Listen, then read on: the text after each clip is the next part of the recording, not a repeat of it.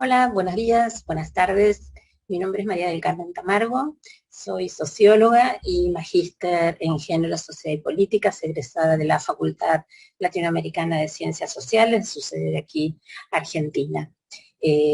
Formo parte del equipo docente de la maestría y allí también desarrollo distintos proyectos de asesoramiento, de asistencia técnica, eh, en los ámbitos vinculados a la planificación y el diseño de políticas públicas con enfoque de género.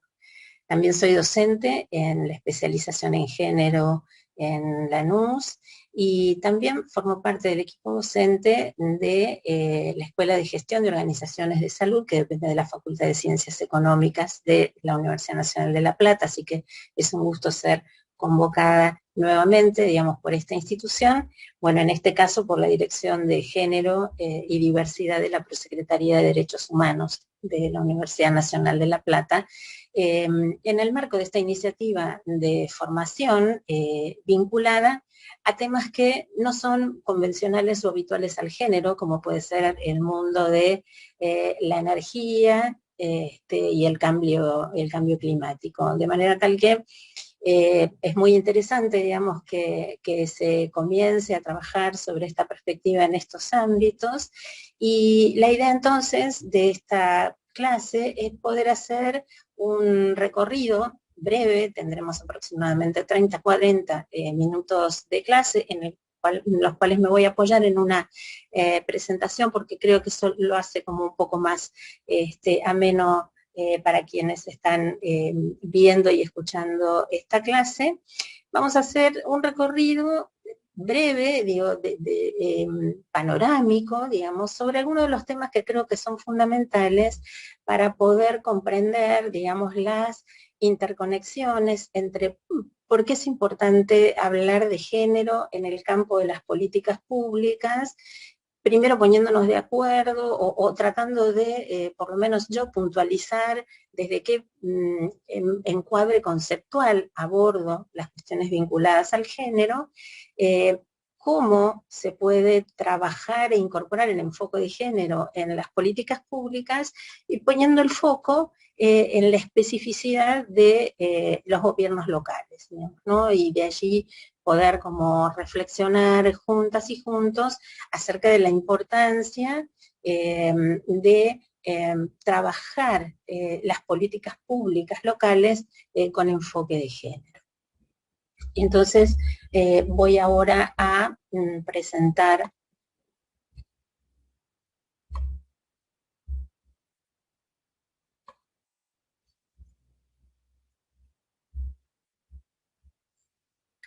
Vamos a ir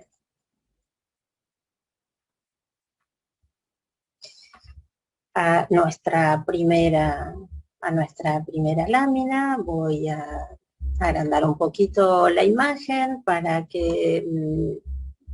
mientras voy avanzando en las láminas ustedes también puedan ir viéndome y podamos establecer este diálogo.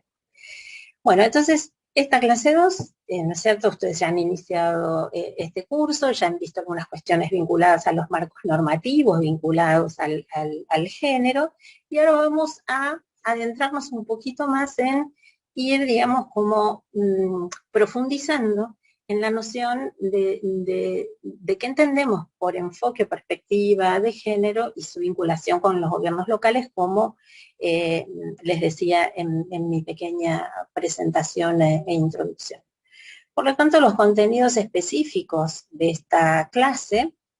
son una puesta en común sobre el concepto de género. Luego vamos a trabajar sobre el enfoque de género en las políticas públicas, pero tratando de identificar, bueno, qué es lo que fundamenta que sea importante incorporar este enfoque en el modo en que se diseñan, se implementan y se evalúan las políticas públicas, y cuáles son los aportes que introducir ese enfoque significa. Luego vamos a ver un poquito más específicamente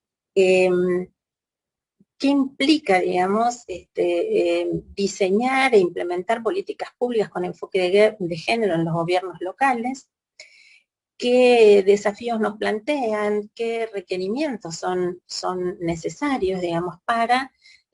incorporar un enfoque que viene a poner en discusión, de alguna manera, los modos tradicionales de pensar los problemas que constituyen la agenda de gobierno.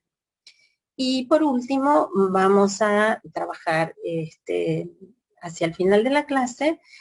sobre las implicancias y los desafíos de la transversalización. Ustedes saben que es un concepto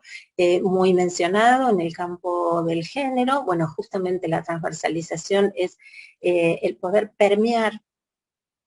todas las políticas en cualquiera de los niveles de la acción de gobierno o en todos los niveles de la acción de gobierno, poder permear el conjunto de las políticas desde el enfoque de género y a lo largo de todo el ciclo de vida de una política. Entonces vamos a ver en general qué significa esto y en los gobiernos locales qué desafíos plantea. Bueno, para hacer esta puesta en común respecto del concepto de género, parto de compartir con ustedes que hablar de género es hablar de una cuestión de derechos humanos, de derechos sociales, y por lo tanto, digamos, el concepto de género se constituye en una categoría que es ética y es política. Es una categoría que está sustentada, digamos, en un desarrollo conceptual y teórico que nos permite, digamos, mirar la realidad desde algunas claves diferentes, y desde esas claves diferentes es que nos permite hacer visible lo que habitualmente naturalizamos, y que tiene que ver fundamentalmente con poder desentrañar la estructura de desigualdades que existen, que se presentan y que afectan la vida de las personas, y que son desigualdades construidas desde una matriz basada, digamos, en las diferencias que se construyen en la sociedad en base a los sexos, y que atraviesa, digamos, ¿no es cierto?, todo el entramado social y atraviesa todos los ámbitos y niveles de la vida personal y social de las personas. ¿Por qué decimos que es una categoría analítica y política? Porque nos permite analizar el impacto diferencial que tienen todas las prácticas sociales en la vida de las mujeres y las personas LGBTIQ, ¿sí? Es decir, esto ya nos introduce, digamos, a una mirada del género no binario, digamos, ¿cierto? Es decir, aquí no vamos a hablar del género pensando que estamos hablando de cuestiones que son solo atinentes a las mujeres. Tampoco vamos a hablar del género pensando que estamos hablando de cuestiones que son solo atinentes a mujeres y varones, sino que cuando hablamos de género, estamos hablando de las distintas expresiones, digamos, ¿cierto?, de las identidades sexogenéricas. El concepto de género, básicamente, refiere a que las diferencias entre varones, mujeres y otras identidades sexogenéricas responden a una construcción social, cultural, que está situada históricamente, pero que se ha convertido como en una matriz que estructura el mundo de relaciones sociales, y también es la base a partir de la cual se construyen las subjetividades y las identidades. Entonces, las relaciones sociales de género son relaciones sociales construidas socialmente, y a partir de allí, de estas relaciones sociales, que son relaciones sociales de poder,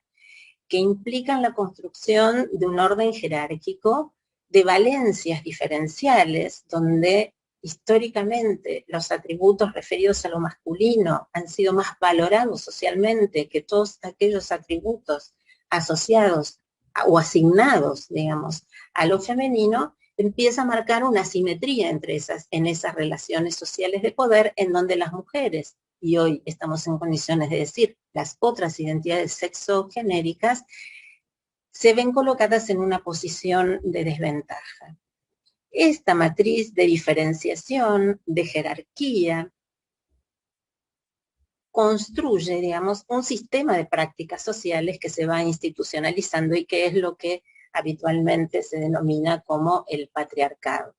De manera tal que desde esta conceptualización del género, lo que estamos poniendo en discusión es el determinismo biológico en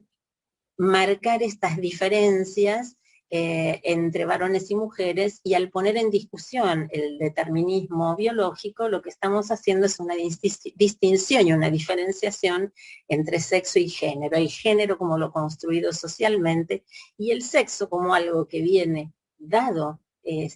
biológicamente, pero que como también, digamos, estamos viendo a partir de la visibilización y el reconocimiento de las múltiples y diversas identidades sexogenéricas, esas identidades no son fijas, son móviles y pueden ir reinterpretándose y reconstruyéndose de manera situada en función de las experiencias de las personas. Entonces, dijimos que cuando hablamos de género desde esta concepción como una construcción social y simbólica, esta mirada, digamos, del género nos permite develar la estructura de relaciones sociales que se estructuran en base a la diferencia sexual, y de allí te viene la desigualdad, es decir, que esa desigualdad es construida socialmente. Por lo tanto, digamos, la teoría del género, los estudios feministas, vienen a plantear una mirada disruptiva porque desarticula ese carácter natural asumido, digamos, socialmente, ese carácter natural de las desigualdades entre varones y mujeres, de asignaciones de roles muy diferenciales, digamos, entre varones y mujeres, que siempre colocan a las mujeres y a las distintas identidades sexogenéricas en posiciones menos jerarquizadas, más subordinadas y de menor valor social, podríamos decir.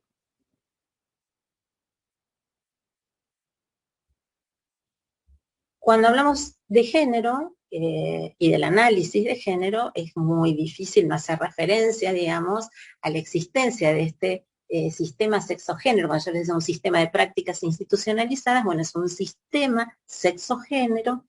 que está expresado en la matriz heteronormativa, digamos, ¿no? A partir de la cual,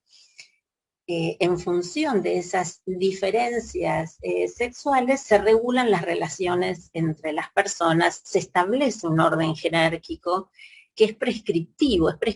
respecto de qué es lo que una sociedad establece que es esperable de una mujer, qué es lo que una sociedad establece que es esperable de un varón, y esto va construyendo, digamos, las subjetividades y va marcando, digamos, como las opciones que las personas tienen a la mano en una determinada sociedad para construir sus proyectos de vida. Aquí es cuando, entonces, lo que decimos es que esta matriz heteronormativa está construida sobre la base de un binarismo ideal, donde solo, digamos, vemos dos opciones, varón-mujer, y sobre un único modelo de construcción de los vínculos socioafectivos y sexuales, sobre el cual se asientan las relaciones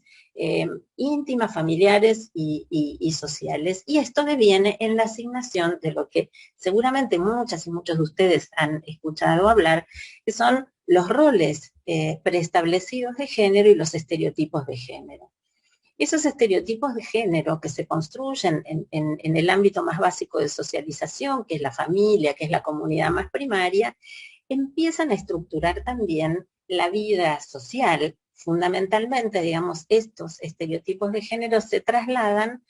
al mundo de lo público, digamos, ¿no es cierto?, al mundo del trabajo, en donde en general esos roles asignados, que en el caso de las mujeres están siempre más vinculados al cuidado, a la reproducción, ¿bien cierto? Uno podría decir a la reproducción de la fuerza de trabajo y al cuidado, y los hombres en la potencia productiva, en la racionalidad. Estos estereotipos se trasladan al mundo del trabajo y uno fácilmente puede ver cómo hay oficios y profesiones típicamente feminizadas, que son todas aquellas que están vinculadas a una lógica de cuidado y oficios, profesiones y ámbitos típicamente masculinizados, como por ejemplo el de la energía, digamos, ¿no es cierto? Entonces, allí vemos cómo este conjunto de institucionalizado de prácticas sociales va organizando, digamos, la vida en sociedad sobre la base de ese binarismo ideal, sobre la base de la asignación casi natural de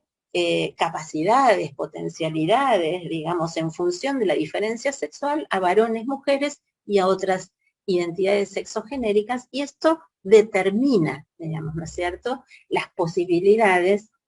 de desarrollo personales y sociales. Entonces, el concepto de género, la teoría del género, digamos, que también se ha ido resignificando a lo largo de la historia, discute esta matriz heteronormativa, discute este sistema jerárquico y prescriptivo construido sobre la base de la diferencia sexual. Por eso se nos presenta como disruptivo,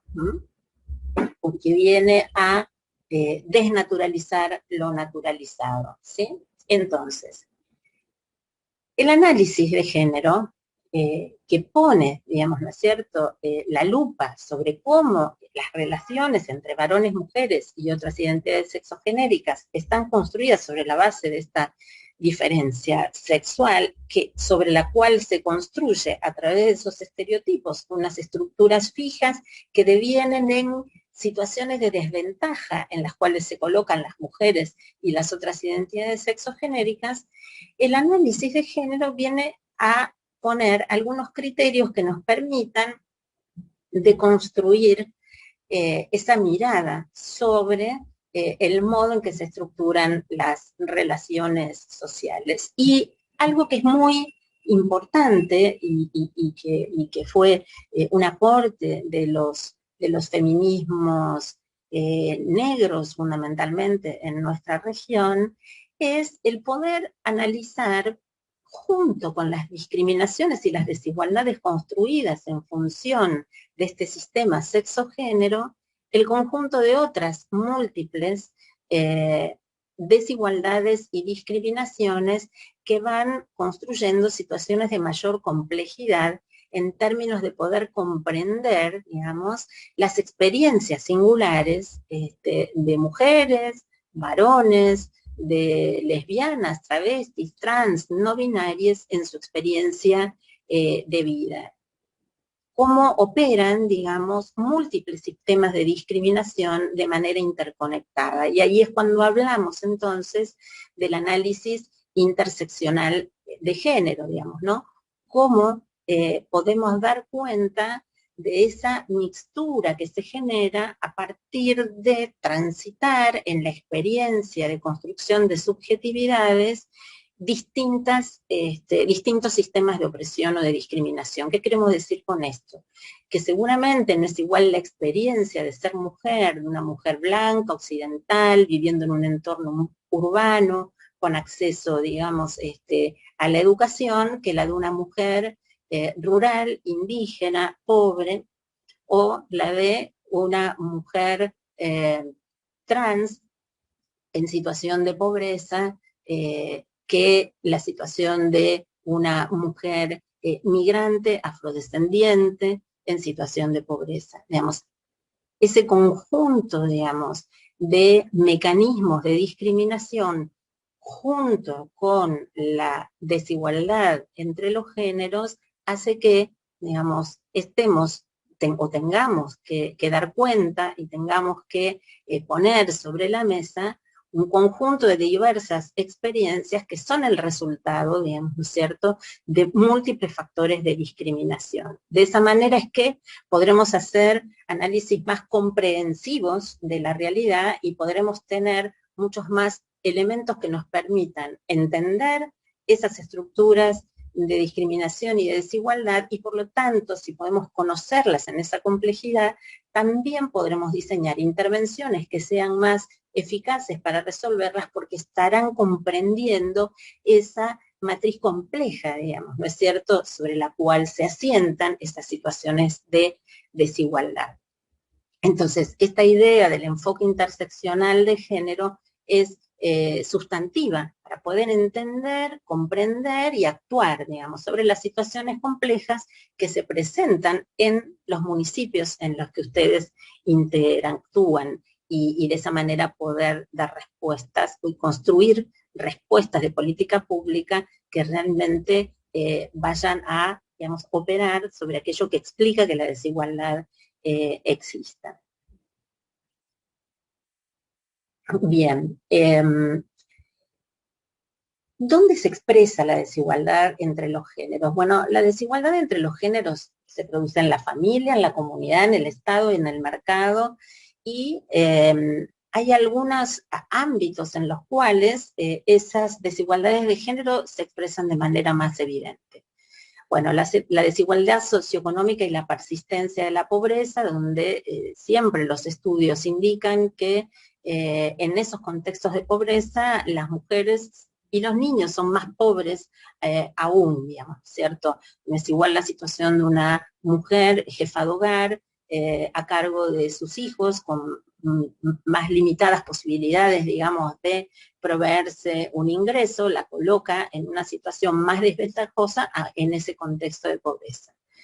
Bueno, en la división sexual del trabajo y los diferentes roles de género, esto que les decía, que hay como una traslación al mundo del trabajo de esos estereotipos de género que siempre, digamos, asocian a la mujer a tareas vinculadas con las lógicas de cuidado y no con las tareas que tienen más que ver con el desarrollo de capacidades que tienen que ver con la toma de decisiones,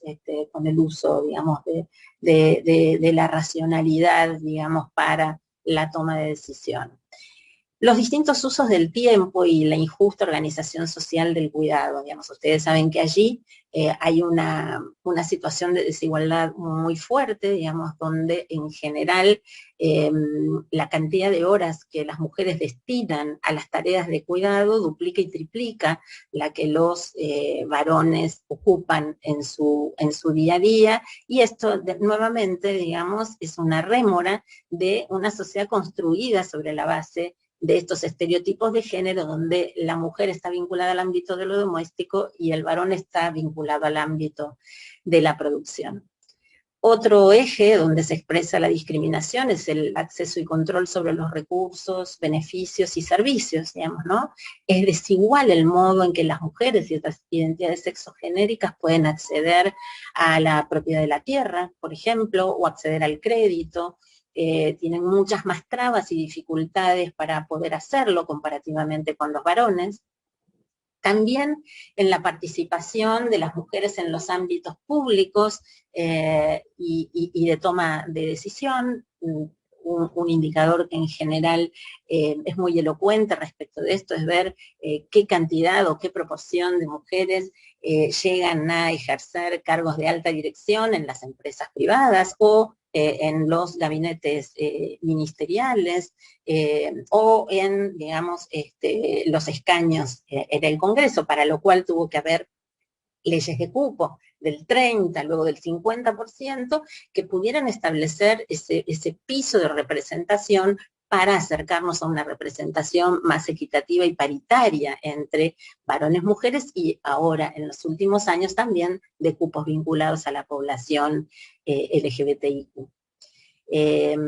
Digamos que las desigualdades que se expresan en estos ámbitos vulneran las posibilidades de autonomía de las mujeres y otras identidades sexogenéricas, de su autonomía física, de su autonomía económica y de su autonomía para la participación en la toma de decisiones en la sociedad, ¿no?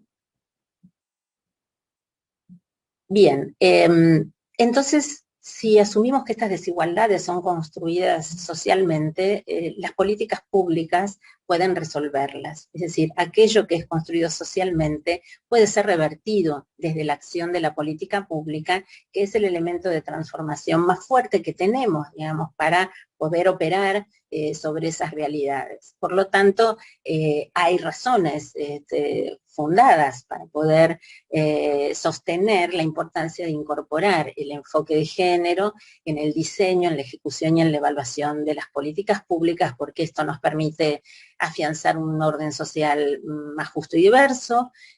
nos permite consolidar un modelo de desarrollo humano sostenible. No nos olvidemos que la Agenda 2030 de los Objetivos de Desarrollo Sostenible hace una apelación muy fuerte respecto de la necesidad de transversalizar el enfoque de género para el cumplimiento de todos los objetivos y todas las metas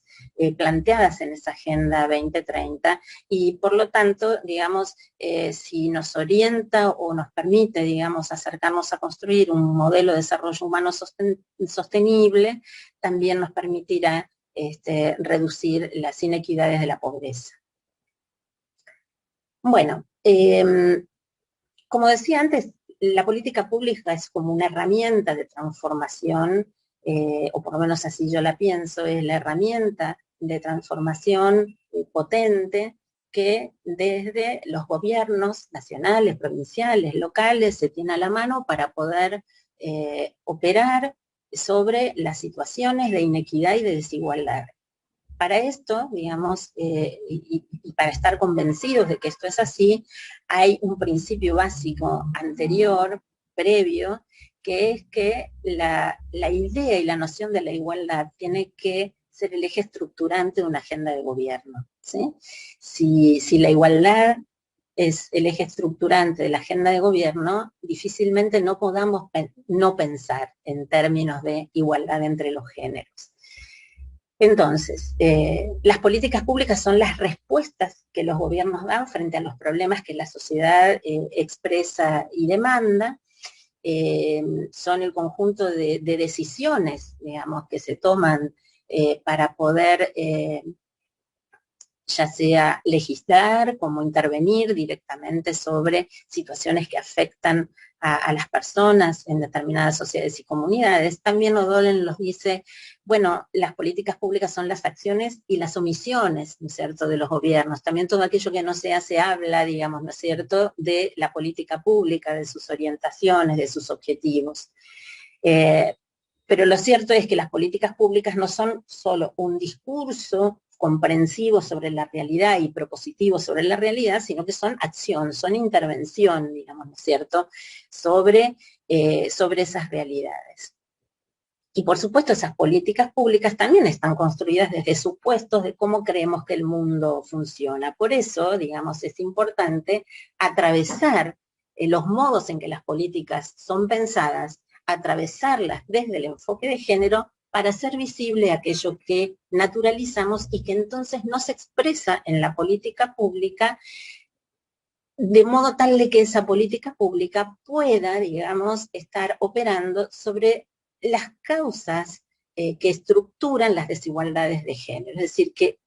las políticas públicas idealmente deberían poder trabajar sobre los núcleos críticos que construyen esas relaciones desiguales de poder entre varones, mujeres y otras identidades sexogenéricas. Y como decíamos al principio, esto es central porque hablar de género es hablar de una cuestión de derechos humanos. Y en esto, digamos, sí sabemos que desde esta visión ética y política que nos aporta, digamos, el enfoque de género y el enfoque de derechos que apuntan fundamentalmente a la equidad, a la justicia, a la solidaridad, a la autonomía de las personas, a la posibilidad de desarrollar una vida libre de violencia y con el desarrollo de todas las capacidades y potencialidades en condiciones de igualdad, se ha avanzado muchísimo en el campo internacional y también, digamos, en nuestro país, en el ámbito nacional y en las provincias, en la creación de normativas que justamente vienen a reconocer, digamos, los derechos de las mujeres y otras identidades sexogenéricas, y vienen a reconocer la necesidad de construir condiciones de equidad y de igualdad entre los géneros, destrabando ese supuesto de naturalización de que mujeres y varones están asignados a roles y posibilidades y posiciones diferentes en la sociedad. Pero indudablemente esos marcos normativos que son mandatorios, que son orientadores, digamos, de la política pública, tienen que poder ser traducidos en herramientas concretas. Por eso también nosotros podemos analizar que las políticas a veces son absolutamente negativas al género o ciegas al género, es decir, no ponen en consideración la existencia de estas desigualdades y por lo tanto no operan sobre ellas. No tienen en cuenta las diferencias de oportunidades ni la diferencial asignación de recursos entre mujeres, varones y otras identidades sexogenéricas, entonces son esas políticas que son neutras o ciegas al género, perdón, son negativas o ciegas al género, porque políticas neutrales no hay, o no lo considera, o lo considera de manera diferente. Y así es como podemos también hablar de políticas sensibles al género, que consideran y toman en cuenta, digamos, la existencia de estas normas de género y de estas relaciones sociales de género que operan en desfavor de las mujeres y otras identidades sexogenéricas y promueven la conciencia de género y en general tratan de impulsar acciones que tienden, digamos, a equiparar situaciones, ¿sí? Y por último, las políticas transformadoras de género, que son aquellas que parten del reconocimiento, digamos, de este sistema de prácticas institucionalizadas, que genera estas asimetrías en las relaciones entre mujeres, varones y otras identidades sexogenéricas, y tratan de, digamos, abordar las causas de esa inequidad para revertirlas y promover la igualdad entre los géneros. De manera tal que nosotros vamos a poder encontrar, si nosotros hacemos una lectura de las políticas públicas locales que encontramos, digamos, o que están vigentes en el municipio en el que cada una y cada uno viva, uno podrá hacer una lectura transversal respecto de cuánto, cómo, digamos, es cada una de esas políticas están teniendo en cuenta, digamos, ¿no es cierto?, la desigualdad entre los géneros como un eje central, digamos, estructurante de la acción o no. Como yo les decía, nosotros hemos avanzado mucho en términos de normativas, convenciones internacionales, que son mandatorias para los países cuando las suscriben, digamos, de manera tal que podríamos decir que hemos logrado muchos avances en términos de la incorporación, ¿no es cierto?, de marcos normativos respecto del género y de estrategias para incorporar el género en las políticas públicas, pero indudablemente estos procesos, digamos, de transformación de las políticas públicas desde la incorporación del enfoque de género han tenido como un avance dispar, ¿sí?, en la región, y por eso es que es importante seguir trabajando y profundizando en esta dirección. ¿Por qué es importante, digamos, el género, atravesar las políticas de género en los gobiernos locales? Porque lo que aquí se dice en esta lámina es central. El gobierno local es la representación institucional más cercana a donde los problemas ocurren, y en ese sentido se constituyen en un terreno estratégico, digamos, ¿sí? Es un terreno estratégico para poder abordar las desigualdades de género y promover condiciones de igualdad y de ciudadanía en condiciones de igualdad para mujeres, varones y otras identidades de género.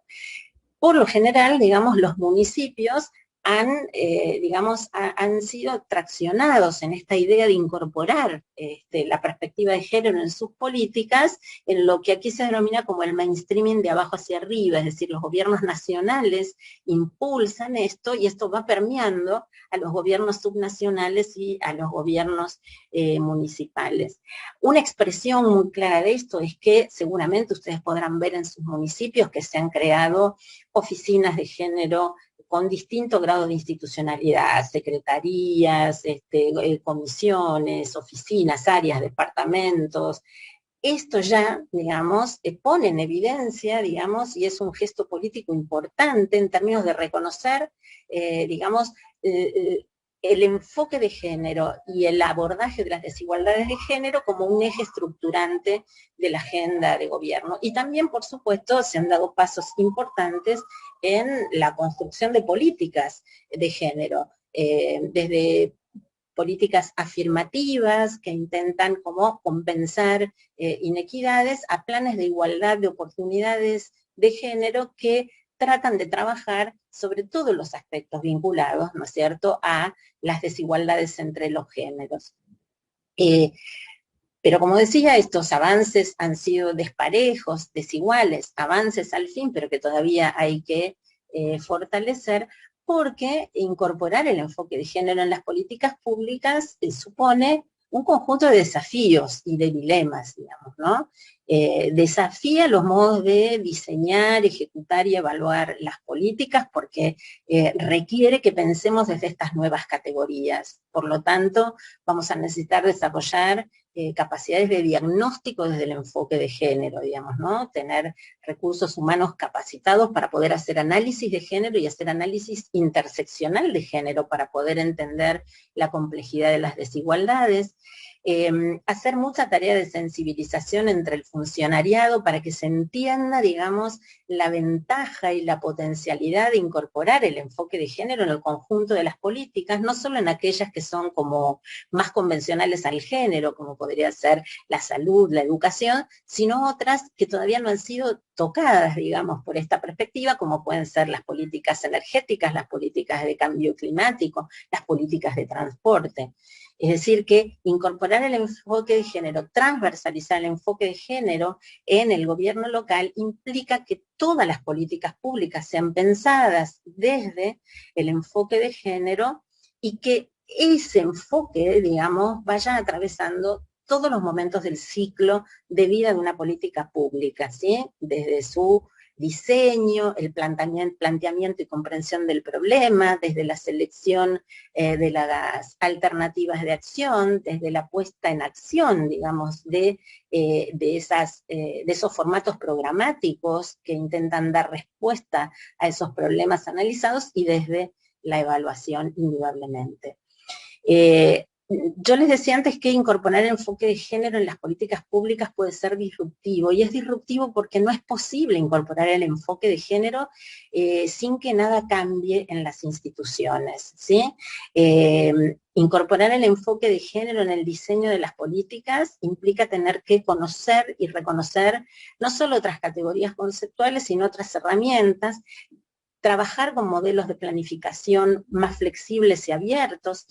sobre todo a la participación de los actores implicados. No es posible no incorporar las voces de mujeres, varones y otras identidades sexogenéricas si queremos construir políticas públicas que sean pertinentes y relevantes para cada contexto,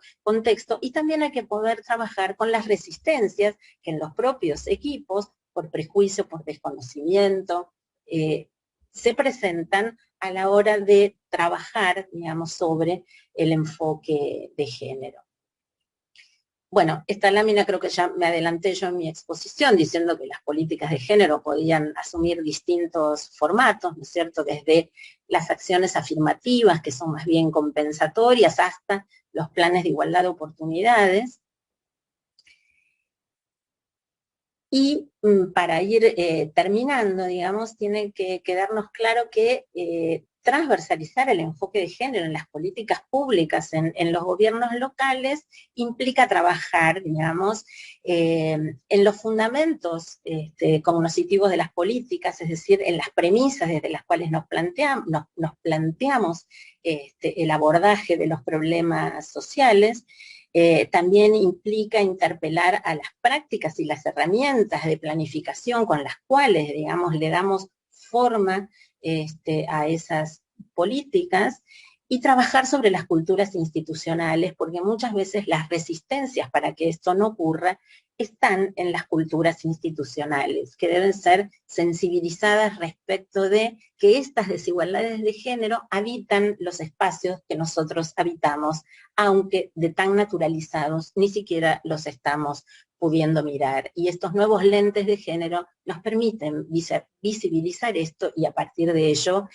reconocerlos, comprenderlos y trabajarlos. Por lo tanto, se pone en discusión una lógica de funcionamiento de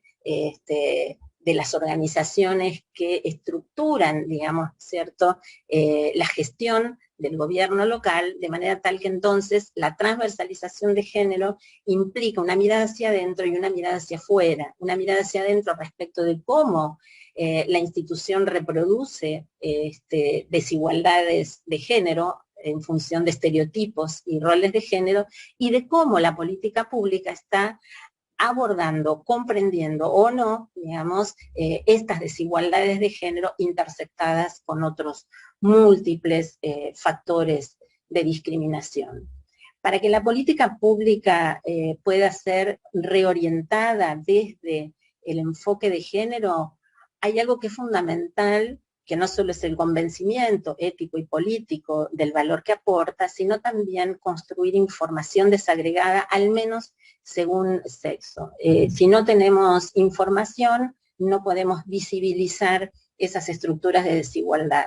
Y también tenemos que poder apelar a otras fuentes de información y poder construir información cuantitativa y cualitativa que nos permita develar esas desigualdades de género. Por lo tanto, también esto implica no solo innovar en las formas de planificación, avanzar hacia modelos más colaborativos y más participativos, sino innovar en las fuentes de información y en el cómo procesamos y analizamos la información desde el enfoque de género, y no es posible avanzar en esta dirección si no establecemos alianzas, redes y generamos espacios de colaboración y diálogo con los actores implicados, es decir, si no recuperamos las voces de las mujeres en su heterogeneidad y diversidad y las otras identidades sexogenéricas. Por lo tanto, los desafíos para los gobiernos locales son múltiples, pero posibles de ser llevados a cabo, y tenemos experiencia que nos impulsa y que nos dice que esto sí es posible, ¿no? El compromiso político previo con la igualdad entre los géneros, un compromiso con promover un cambio en el modo en que pensamos las realidades desde perspectivas más holísticas, reconociendo, digamos, las estructuras de desigualdad,